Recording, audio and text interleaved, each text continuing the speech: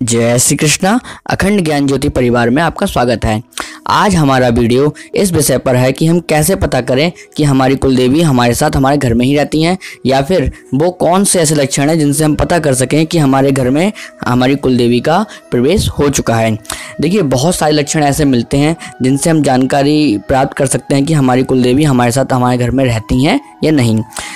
आइए जानते हैं वो कौन से लक्षण हैं। लेकिन अगर इससे पहले आपने हमारे चैनल अखंड ज्ञान ज्योति को सब्सक्राइब नहीं किया है तो आपसे सब्सक्राइब कर दें ताकि ऐसी ही महत्वपूर्ण जानकारियां आपको आगे भी मिलती रहें। तो देखिए, ये इन संबंध में 4 लक्षण विशेष रूप से मिलते हैं जो स्पष्ट रूप से कुलदेवी से ही संबंधित हैं। सबसे पहला लक्षण तो ये है कि जब भी कभी आपके घर में कुलदेवी का प्रवेश होगा या फिर आपके घर में कुलदेवी रहती हैं तो आपको अपने घर में एक विशेष प्रकार की सुगंध का अनुभूति होगी। एक सुगंध आपको हमेशा आती रहेगी। आपके पूजा घर में, आपके घर के प्रत्येक जगह पर या फिर हर जगह पर आपको एक विशेष प्रकार की अनुभूति होगी जिससे आपको ये महसूस हो जाएगा कि आपके घर में कुलदेवी रहती हैं। आपके घर में अगर कुलदेवी है तो ये सुगंध होती है ये कुलदेवी की ही होती है। खुशबू सी महकती रहती है। कोई बाहर से अगर व्यक्ति आपके घर में आता है तो उसको भी वह सुगंध निश्चित रूप से महसूस होगी और घर वालों को भी होगी ही होगी। तो सबसे पहला लक्षण तो ये होता है विशेष प्रकार की एक सुगंध का आना जो घर में हर समय आती ही रहती है। ये आपके घर में हमेशा नहीं रहेगी, लेकिन जब कुलदेवी आपके घर में रहती हैं तो आपको ये हमेशा से ही महसूस होती रहेगी और इससे आपका मन करता है कि हम अपने घर पे ही रहें। दूसरा लक्षण ये होता है कि वो स्वप्न के माध्यम से आपको कुछ संकेत प्रकट करती हैं। जैसे पहला स्वप्न तो ये है कि अगर आपको स्वप्न के अंदर आपको ये ऐसा महसूस हो, ऐसा लगे कि हमारे घर में नाग का, अश्व का यानी कि घोड़े का और हाथी का प्रवेश हो रहा है तो आप समझ जाइए कि आपके घर में कुलदेवी का प्रवेश हो चुका है।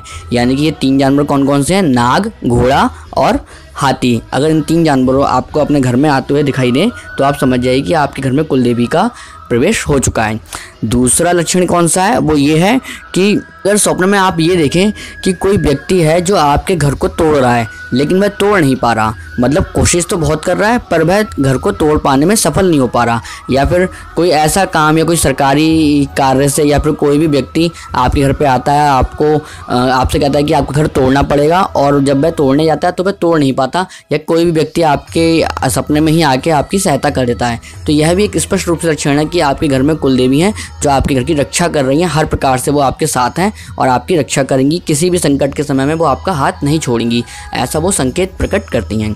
अगला लक्षण ये है कि अगर आप स्वप्न में ये देखते हैं कि आपकी कुलदेवी आपको पितरों के साथ दर्शन दे रही हैं, या अगर आप कुलदेवी दर्शन भी ना दें तो भी अगर आप सपने में अपने पितृ देवों को सफ़ेद रंग के कपड़ों में बिल्कुल स्पष्ट रूप से देख रहे हैं, या अपने पूर्वजों को आप अपने घर के जो पहले के पूर्वज थे, आपके जो रिश्तेदार थे, आप जो उनको देख रहे हैं कि स्वप्न में वो सफ़ेद रंग के कपड़ों में आके आपको आशीर्वाद दे रहे हैं और आपसे खुश हैं, आपसे प्रसन्न हैं, या वह हंस रहे हैं या खेल रहे हैं या आपके साथ बातें कर रहे हैं, या मतलब हर प्रकार से सुखी होने की वो एक संकेत प्रकट कर रहे हैं, तो यह भी संकेत है कि कुलदेवी ही आपके घर में प्रवेश कर चुकी हैं। क्योंकि कुलदेवी जब आती हैं तो वह अपने साथ आपके पूर्वजों को भी, आपके जो पितृ हैं उन देवों की अपने साथ घर में लेके आती हैं और वह भी यही संकेत प्रकट करते हैं कि आपके घर में खुशी का माहौल रहे, हमेशा आपके साथ रहें।